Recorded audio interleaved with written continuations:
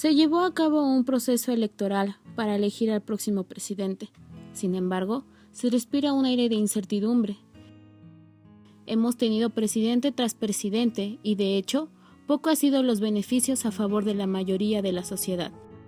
La pregunta que surge a partir de estas elecciones es: ¿realmente sirve votar? ¿Existe una democracia real? Y si no es así, ¿qué es lo que tenemos?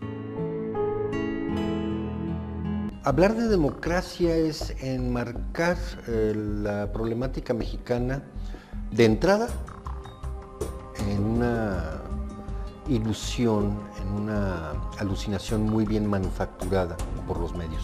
Los representantes finalmente acaban escogiendo a quienes les prometieron para ganar en sus campañas, ¿no? Son como promesas de campañas y la gente que queda al mando, digamos, los que toman las decisiones son personas que ni les importa. Uno de los grandes problemas que tiene México, la democracia mexicana, hablando, es justamente el individuo, la conformación real del individuo. Una buena parte de la población de México es semianalfabeta o analfabeta totalmente. Tiene condiciones de vida de extrema pobreza o de pobreza. Entonces, ese tipo de personas no conforman lo que puede ser un ciudadano. Creo que la posibilidad que tenemos nosotros de escoger a nuestros representantes es muy poca. No tenemos muy poca información. Los procesos electorales en México no han sido limpios, han sido golpes de Estado. A la presidencia llega quien sanciona con carta blanca el consulado y la embajada norteamericanas. No llegan quienes no están aprobados por el Departamento de Estado.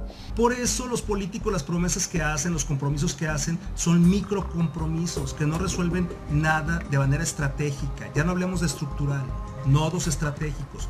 Estas serían unas elecciones de la ignominia para legitimar algo que no está dando resultados en México. Vas a establecer un modelo electoral en donde todos los ciudadanos llegamos y participamos con nuestro voto. ¿Y eso qué? Porque venimos de modelos autoritarios. Entonces no tenemos una historia democrática en el país, tenemos al contrario una historia de abusos, de sobreexplotación. Es un Estado autoritario, es un Estado que no admite el sistema electoral, es un Estado que ha ido logrando corromper estrato tras estrato a todos los congresos. O sea, nuestra democracia verdaderamente es muy instrumental y muy limitada. Entonces, yo no veo que este proceso electoral vaya a dar por consecuencia el cambio de estructuras. Tenemos que buscar formas de cuestionar inclusive el proceso electoral. Este proceso electoral legitima ya una sociedad enferma. Y la participación en cuestiones políticas, la acción política tendría que ir muchísimo más allá de un voto a la hora de las elecciones. Los cambios más sustanciales que ha sufrido nuestro país no han sido impulsados por políticos, han sido impulsados por ciudadanos que con gran esfuerzo orillan a los políticos a ceder.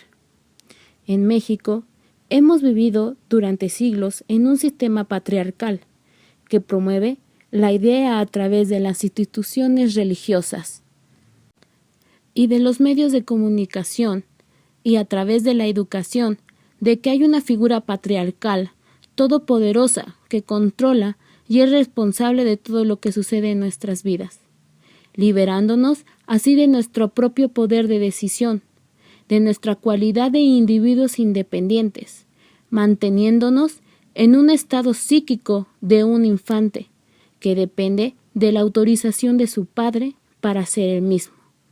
Este infante ha crecido y se ha dado cuenta de que es un adulto. Esa orden de cargar Nada, han aparecido de la nada. Llevan demasiado rato aquí en el suelo todos estos indignados sentados. ¿Qué necesitamos hacer? Pues empezar a cuestionar el modelo económico. ¿Por qué? Porque el fenómeno fundamental de la toma de decisiones políticas en un país es el sistema financiero. Yo recuerdo muy bien las declaraciones del presidente Zedillo en el sentido de que el modelo económico no estaba sujeto a discusión. En una democracia todo está sujeto a discusión. Somos un país capitalista dependiente. Tenemos muy poca autonomía económica nuestros políticos han impedido ese proceso, generando políticas, modelos de política económica que permiten la sobreexplotación. De ese modelo económico es tan rancio y tan exacerbado que es monopólico. Entonces la televisión es monopólica, el teléfono, las comunicaciones es monopólico y se va transmutando. Los sindicatos son monopólicos, las candidaturas es el monopolio de los partidos. No hay abundancia cuando hacemos la distribución per cápita de la generación de riqueza de este país. El coeficiente de Gini te dice qué tan desigual es una sociedad. México es una sociedad profundamente desigual. Hay un estudio de Richard Wilkinson que estudió 20 países, los más desarrollados del mundo, y llegó a la conclusión y la comprobó de que los países más desiguales son los que sufren más patologías sociales. En una sociedad que está tan descompuesta a nivel social, donde no hay identidad, no hay hermandad, los mexicanos estamos matando, y nos estamos matando por hambre. Y evidentemente les llamó la atención el comportamiento de los griegos. Lo vemos como muy lejos, pero no es muy lejos, porque las conductas virulentas son las más contagiosas. Y aquí en México, el día que apriete el hambre o que apriete la desesperación, como en Grecia, va a comenzar los problemas. No tarda mucho. Nos hemos dedicado a ensañarnos con la clase política y no nos hemos dado cuenta que no son más que los gerentes de los intereses económicos. El problema de las jerarquías mexicanas, de la élite mexicana, es que ya deshumanizó a la población. Ese divorcio entre élites y masa poblacional en general es siempre uno de los indicadores antropológicos claros de un colapso civilizacional. Alrededor del mundo, la gran mayoría coincide y lleva varios años señalando que el cambio base tiene que ser el sistema económico. Todo lo demás queda en segundo plano. No importa quién ganó las elecciones, está en nuestras manos de que esta forma de vida, de que este sistema no siga fortaleciéndose a sí mismo. El futuro está marcado por los límites físicos, energéticos del país. Bueno, esto se va a colapsar. Lo que es insustentable se colapsa. Vamos hacia una deriva más autoritaria.